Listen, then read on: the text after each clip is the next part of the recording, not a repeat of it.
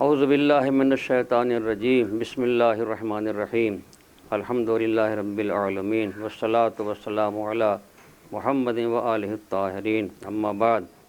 آپ حضرات عزاداری جلال پور سے مخاطب ہیں۔ ماہ رمضان المبارک قریب ہے۔ اس مبارک مہینے میں قرآن مجید کا دورہ مساجد میں ہوا کرتا تھا، لیکن امسال لاک ڈاؤن کی وجہ سے مسجدوں میں نہیں بلکہ اپنے اپنے گھروں میں اپنے اہل و عیال کے ساتھ قرآن پاک کی اجتماعی تلاوت کریں۔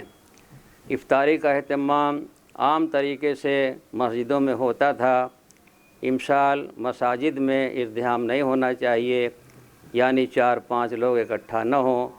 روزہ رکھیں اور ضرور روزہ رکھیں، گھر ہی میں افطاری کا انتظام و اہتمام کریں۔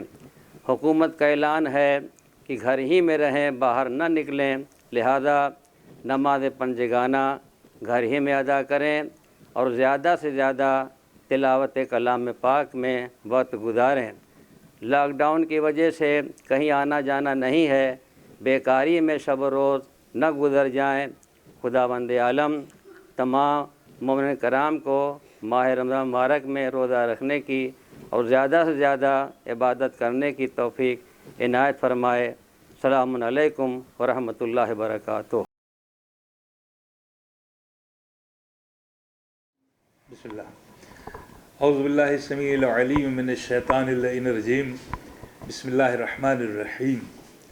الحمد للہ رب العالمین، الصلاۃ والسلام علی سید الانبیاء والمرسلین و اہل بیتہ الطیبین الطاہرین المعصومین، اما بعد فقد قال اللہ حق سبحانہ تبارک و تعالی فی کتابہ المبین۔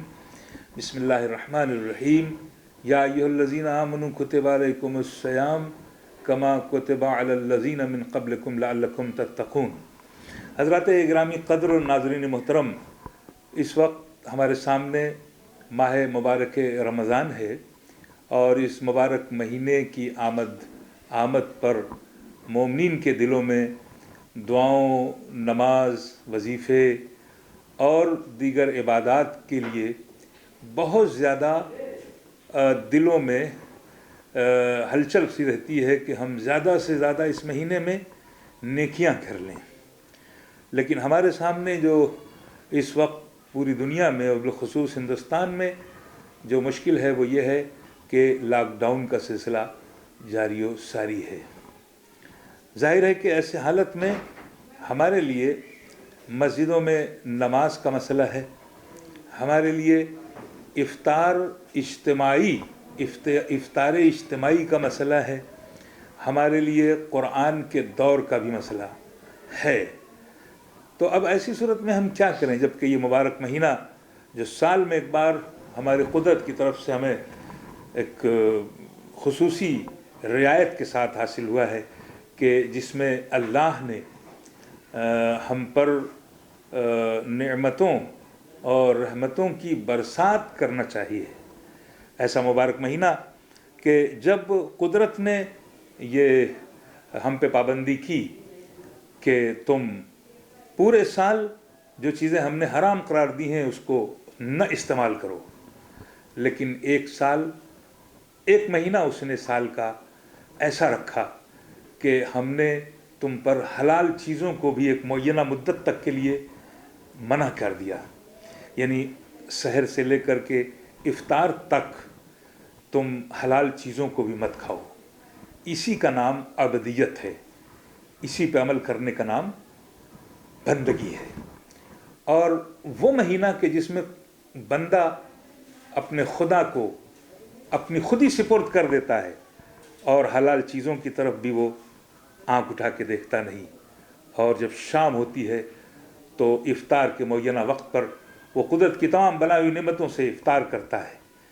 کیا مہینہ ہے اور کتنی بابرکت روحانی شام ہے یہ، روحانی صبح ہے یہ، روحانی دن ہے یہ، روحانی راتیں ہیں یہ، کہ جہاں وقت سحر دعاؤں کی کلیاں چٹکتی ہیں تو دوپہر کو امیدوں کے پھول کھلتے ہیں، اور وقت افطار آرزوؤں کے ستارے نکلتے ہیں۔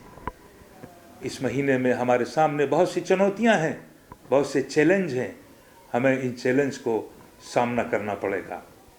ایک خاص بات جو سب سے اہم ہے وہ یہ کہ پوری دنیا میں جو افطار ہوتا ہے اس میں ہر مومن یہ چاہتا ہے کہ ہم کسی مومن کا افطار کرائیں، جو کہ افطار کی بڑی فضیلت ہے اور بڑی اس کی ثواب عظیم ہے اس کا۔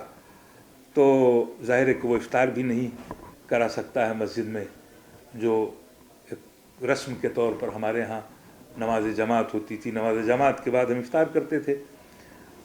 دور ہے جو قرآن کے دور شروع ہوتے تھے، اس میں ہماری مائیں اور بہنیں بھی شامل ہوتی تھیں، مرد بھی مسجدوں کے صحن پر دور یعنی قرآن کی تلاوت فرمایا کرتے تھے۔ اب معاملہ ڈسٹینس کا ہے، یہ تمام چیزیں ہمارے سامنے ہیں، تو میں ظاہر ہے کہ روزہ تو ہمیں رکھنا ہے، سحر کرنی ہے، افطار کرنا ہے، نماز واجب کی ادائیگی کرنی ہے، دعاؤں اور وظائف کے سلسلے ہمیں اسی طرح سے اسی آن بان شان کے ساتھ ہمیں جاری رکھنے ہیں۔ قرآن کی تلاوت جو پہلی رمضان سے لے کر کے اور 30 رمضان تک ہم مستقل قرآن پڑھتے ہیں، اس کا بڑا ثواب ہے، اس لیے کہ یہ رمضان قرآن کی بہار کا مہینہ ہے۔ یہ مبارک مہینہ ہمارے لیے برکتوں اور رحمتوں کو لے کر کے آیا ہوا ہے۔ تو میں اس مقام پر، اس منزل پر یہ کہنا ضرور چاہوں گا کہ جو افراد افطار میں ثواب لینا چاہتے ہیں، مومنین کو افطار کرانا چاہتے ہیں، وہ اگر ہو سکے تو گھروں گھروں وہ اپنا افطار وقت افطار سے پہلے تقسیم کر کے ثواب افطار مومن کے لیے حاصل کیا جا سکتا ہے۔ قرآن کی تلاوت بند نہیں ہونی چاہیے، دعاؤں کے سلسلے کم نہیں ہونے چاہیے، اس لیے کہ یہ امتحان کی گھڑی ہے، یہ مومن کے لیے سب سے بڑی آزمائش ہے، اور اس آزمائش میں ہمیں ثابت قدم رہ کر کے ہر سال کی طرح اس سال بھی رمضان کے روزوں کو، رمضان میں قرآن کی تلاوت کو، رمضان میں دعاؤں کو ہمیں اسی آن بان شان کے ساتھ ادا کرنا ہے، تاکہ خدا دیکھے، سنے اور یہ کہے واقعی بندگی اسے کہتے ہیں، اپنی خودی کو خدا کی طرف لے جانا۔ یہی مبارک مہینے رمضان میں ہمیں سب سے بڑا سبق ملتا ہے، اور خصوصیت سے اس مہینے میں زکوٰۃ کی ادائیگی ہو، فطرے کی ادائیگی جو غریبوں کو، پسماندہ لوگوں کو دی جائے، خصوصیت سے راشن کی تقسیم ہونی چاہیے، تاکہ اگر کوئی کسی کے ہاں افطار نہیں ہو تو کم از کم اسی راشن کے ذریعے سے وہ افطار کر لے اور دینے والے کو ثواب حاصل ہو۔ زیادہ سے زیادہ حصہ بٹائیے اس مبارک مہینے میں، رمضان اور روزہ رکھنے والوں کو زیادہ سے زیادہ امداد فرمائیں، اور امداد کرنا، لوگوں کی اعانت کرنا، یہ مومن کا فرض ہے۔ جو اہل ثروت ہیں، جو اہل دولت ہیں، جو مال رکھتے ہیں، ان کو چاہیے کہ وہ راہ خدا میں خرچ کریں، اور مبارک مہینے سے بہتر کوئی دن نہیں آئے گا کہ وہ اپنے مال سے کچھ حصہ غریبوں کا، مسکینوں کا اور پسماندہ لوگوں کا اپنا حصہ دیں۔ اس میں ثواب دوگنا ہو جاتا ہے، کئی گنا ہو جاتا ہے اس مبارک مہینے میں۔